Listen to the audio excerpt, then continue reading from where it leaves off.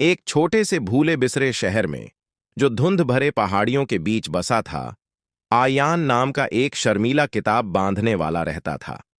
उसकी लंगड़ाहट ने उसे ऐसा महसूस कराया कि जैसे वह दुनिया में दिखाई ही नहीं देता। वह अपने दिन पन्नों को जोड़ने और खूबसूरत किताबें बनाने में बिताता था, लेकिन उन पर कोई ध्यान नहीं देता था। उसकी दुनिया शांत थी, स्याही की खुशबू और कागजों की सरसराहट से भरी हुई। एक दिन मीरा नाम की एक युवती उसकी दुकान में आई।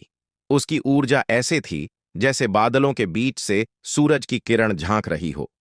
वह किताब खरीदने नहीं आई थी, बल्कि अपनी मां की पुरानी डायरी ठीक करवाने के लिए किसी को ढूंढ रही थी। डायरी में गौरैयों के स्केच और सपने पूरे करने की कहानियां थीं। आयान ने झिझकते हुए हां कर दी। जब वह डायरी ठीक कर रहा था, तो उसने मीरा की मां के लिखे शब्द पढ़े। गौरैया भले ही छोटी हो, लेकिन वह अपने डर से ऊंचा उड़ती है।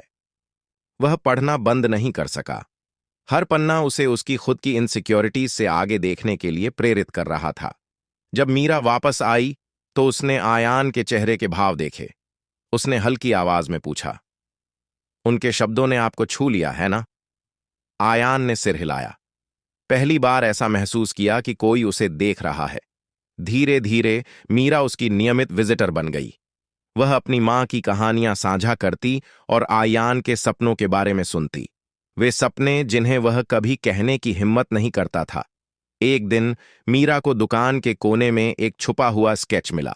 एक गौरैया जिसके पंख पहाड़ों के ऊपर उड़ते हुए फैले हुए थे। ये तुम्हारा सपना है ना? उसने धीरे से पूछा, सभी बाधाओं के बावजूद ऊंचा उड़ने का। मीरा का हौसला उसकी ताकत बन गया। आयान ने अपने स्केच और मीरा की मां की कहानियों से प्रेरित होकर चित्रों वाली किताबें बनानी शुरू कीं। उसकी पहली किताब का नाम था द स्पैरोज फ्लाइट। यह उनके शहर में उम्मीद का प्रतीक बन गई, लोगों को यह सिखाते हुए कि चाहे सपना कितना भी छोटा या असंभव क्यों न हो, उसे पूरा करने की कोशिश करनी चाहिए।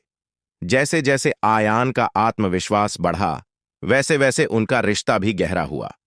मीरा सिर्फ उसकी प्रेरणा नहीं थी, बल्कि उसकी साथी भी बन गई, जो एक खूबसूरत और साहस भरी दुनिया बनाने में उसका साथ दे रही थी।